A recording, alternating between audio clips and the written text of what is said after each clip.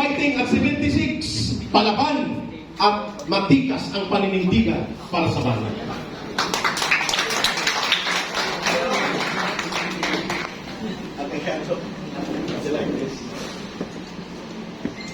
Magandang umaga po sa inyong lahat. Good morning, Kado!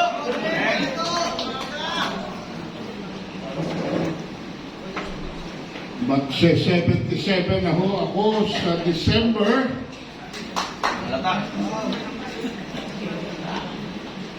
Pero hindi tayo katulad ng ating leader ng bayan na hanggang ngayon ay hindi pa po naglulunsad ng kanyang administrasyon. Failure to launch.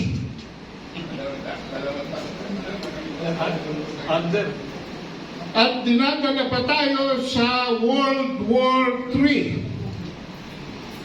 Explain ko sa inyo ang World War III. Baliktad actually. 3 digmaan ang krisis sa Malacanang. Bakit? Pulse Asia June survey speaks for itself.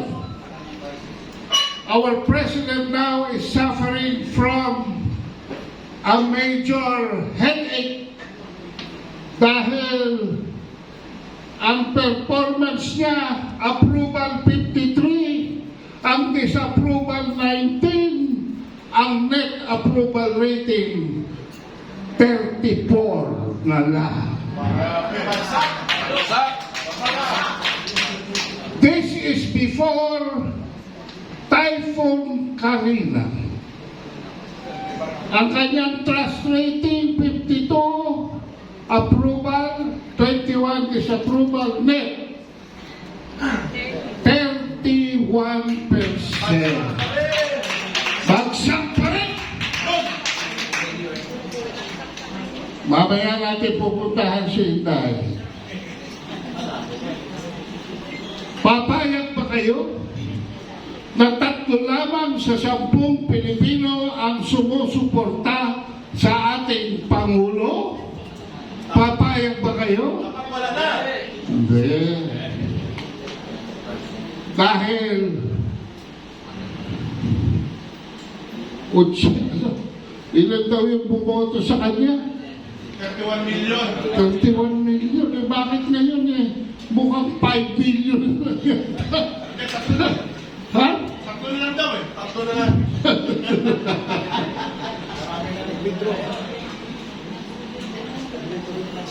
Katatapos lang po ng State of the Nation address ng ating Pangulo. Pero para sa atin, ito ho ang tunay na State of the Nation. Our most urgent national concerns na sinimula na kaninang i-describe ni Carmen Tuclaurel. Pakita natin ang slide. Ayan. So, next slide. Ito ang unang digmaan, mga kabansa, na nangyayari sa ating bayan ngayon. Ang digmaan na pangkabuhayan sa loob ng ating mga pamilya, sa loob ng ating mga tahanan. Hindi ko na iisa-isahin. Pero ang pinakamataas po ay ang pagkontrola ng mga presyo ng bilihing pang-araw-araw. Ang pangalawang digmaan ay ang kaayusan sa ating lipunan. Next slide, please. Social order. Ayan. Fighting graft and corruption ang pinakamataas. At ito'y nakakapangamba dahil mukhang ang bloodstains ng corruption ay nakakaabot sa JP Laurel. Ano ba ang nandun sa JP rin na dating tinatawag na Abilis, kung hindi ang palasyo ng Malacanang. May kasabihan ng mga Turko, pagka pinapasok mo ang payaso sa palasyo, ang payaso ay hindi nagiging hari, ang palasyo ay nagiging isang sirkus. Yan. Kanina sinabi ni Hamilton na ang prioridad ng ating Pangulo ay nandito sa pangatlong digmaan, kung saan 5% lamang ng ating mga kababayan ang nagsisimpatya. At dito sa priority ng ating legislatura to amend the Constitution, 1%. Ang pangalawang digmaan ay laban ng ating mga komunidad at nasa loob ng ating mga barangay. Ang prioridad lamang ng ating Pangulo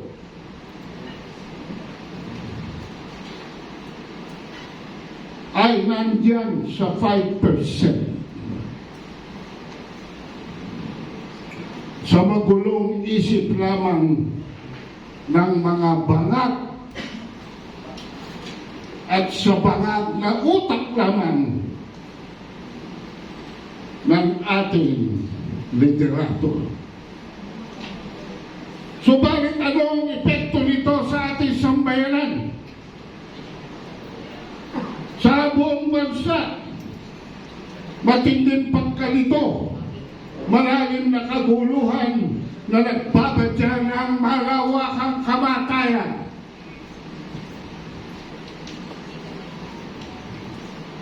Mga kaibigan, mga magulang at kapatid, gusto ba natin isubo ang ating bansa sa isang digmaan na hindi naman atin? Hindi!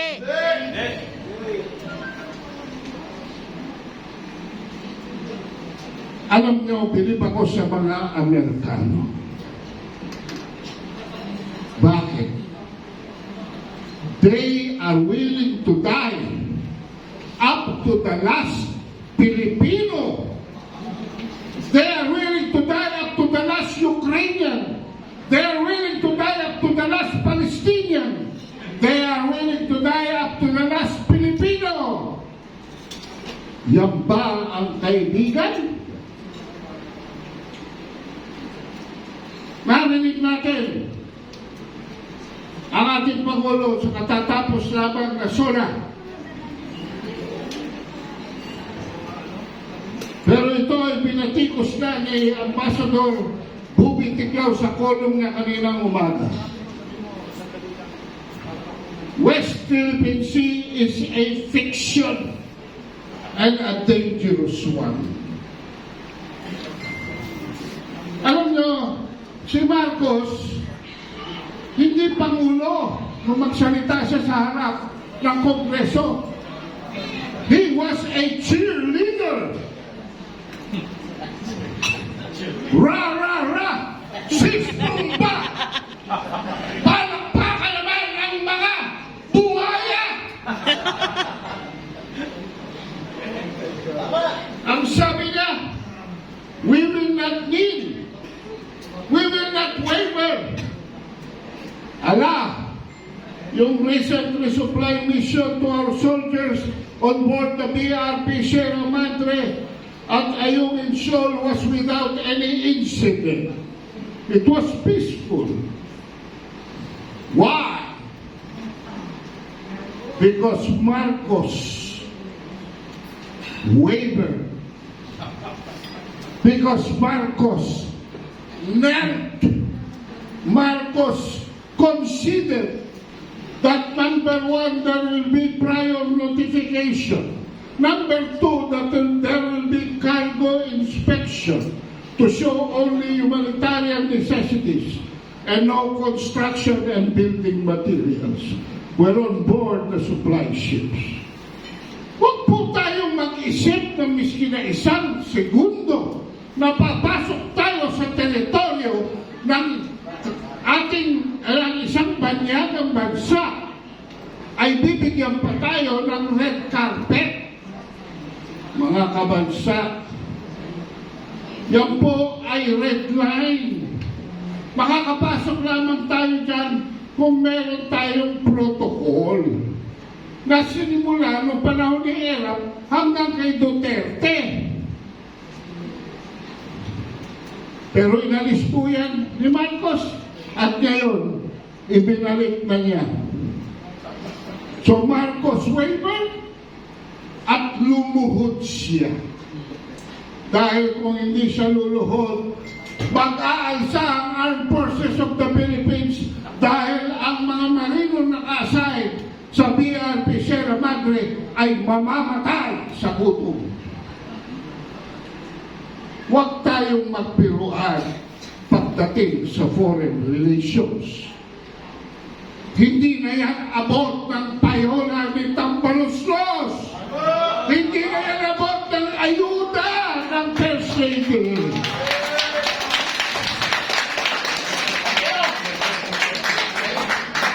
The SONA was a fiction.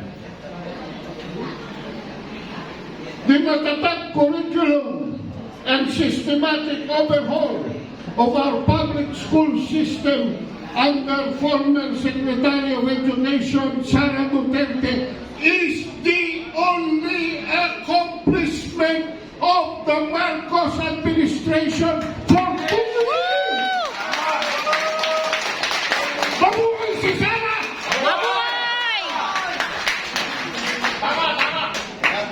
The President himself confirmed that.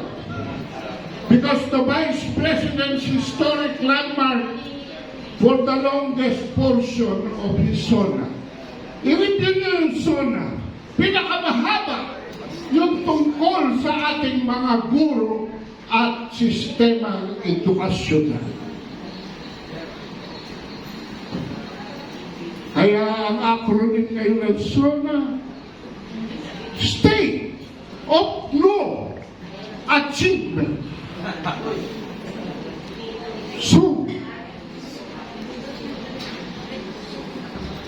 the Pogo Ban is a fiction.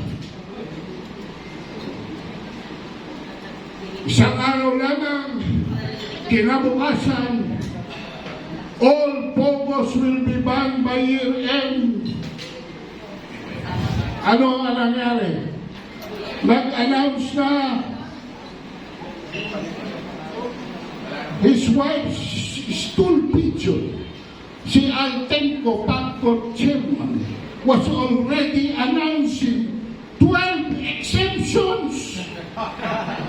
It seems magkakaroon lamang ng pagpapalit sa pangalan. Pogo to internet gaming licenses para magkaroon ng isa na namang round ng utungan. Wow!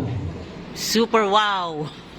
The 5,500 flight control projects are a fiction.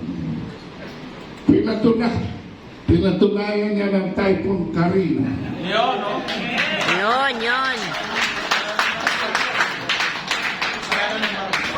Pero may nagtago. The chairman of NDRRMC is not Bongbong Marcos. The chairman is the Secretary of Defense, si Tago Teodoro. He was a no-show. For the first time since the Duterte administration, the agency's response was 3 days later.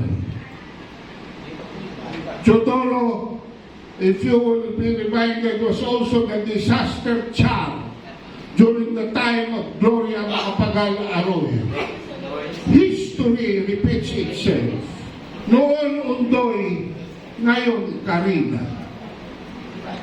No wonder active military officers and personnel wants him to resign and remain a fiction. Karina also demolished EDCA, the sites for humanitarian assistance and disaster response, as being not only fiction but American hot air. The Office of the Vice President and the Chinese Embassy through the Phil community were first responders.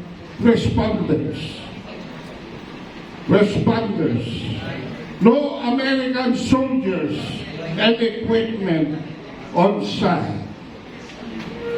Meron ba kayong nakitang Amerikano na nag-jet ski dyan sa mga baha sa paligid ng Metro Manila?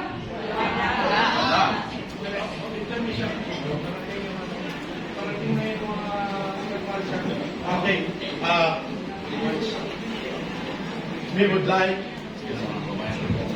We would like to recognize yung ating mga kasamahan na nagmarcha po dyan sa labas, mga grupo ng Anti-Imperialist Coalition.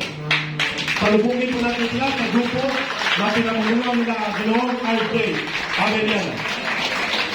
Ito po yung mga dumalo doon sa pagtitipon ng mamamayan sa liwasang Bonifacio na isiniwalat nila ang napipintong pagwasak sa ating bayan dahil sa EDCA sites at sa mga digmaang patakaran ng Estados Unidos na ipinapatupad ng parangtuta ni Marcos Jr. at ng kanyang gobyerno. So muli, palakpakan natin ang mga kasama natin mula sa Anti-Imperialist Coalition at koalisyon ng mamamayan kontra Giyera. Imperialismo! No to EDCA Proxy Wars! Ayun! No to EDCA Proxy Wars! Ayun! Maraming salamat, Ginoong RJ. Find your space at magpapatuloy po si Kami Atong at may mga iba pa tayong mga speakers to wrap up at babasahin ni Kami Atong po on this portion. Salamat RJ sa grupo.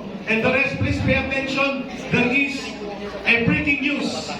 Naglabas po ng sulat ngayon ang Vice Presidente Inday Sara Duterte upang magsalita sa kalagayan ng Philippines na police at this very moment ay parang private and group ng mga politiko. Let's listen to amin Tongaadlo pag ginagawa kami. Okay, for a few minutes, we will move forward sa ating mga symbolic na mga representation ng digmaan ng Amerika na napipintong wasakin ang pinakamamahal nating bansang Pilipinas. RJ, find the space in front. Salamat. Sa likod po, makikita ninyo ang mga symbolic na mga representasyon ng mga armas ng digma ng Amerika na gustong ilagak at itago sa ating bansa na magbubunsod ng digmaan hindi lamang sa rehiyon ng Asia Pasipiko kundi sa buong daigdig. Kaya maya-maya po tatalakayin natin yan. O again, attention please. Dito po, with Kaado Paglinawan, pakinggan niyo po ang statement ng Vice Presidente ng bansa na pilit sinisikil ng isang police general na hindi naman inalal ng bayan ay hindi niya nirespeto ang pangalawang pangulo ng bansa.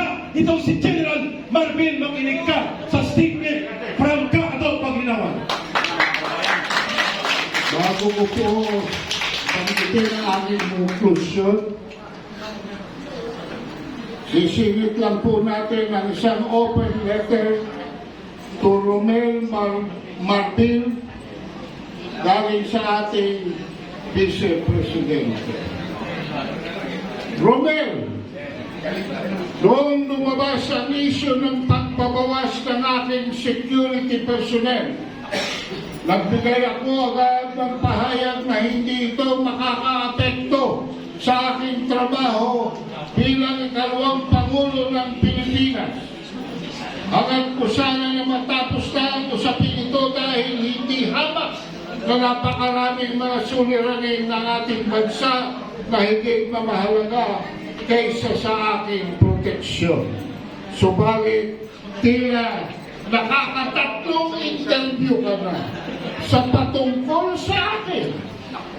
Sa isang banda, naiintindihan ko kayo sapagkat natural lang sa mga nagsisinungaling na magkaroon ng sari-saring kwento at dahilan. Pero hindi ko na maatim ang tuloy-tuloy na pagliliblang sa aking mga kababayan.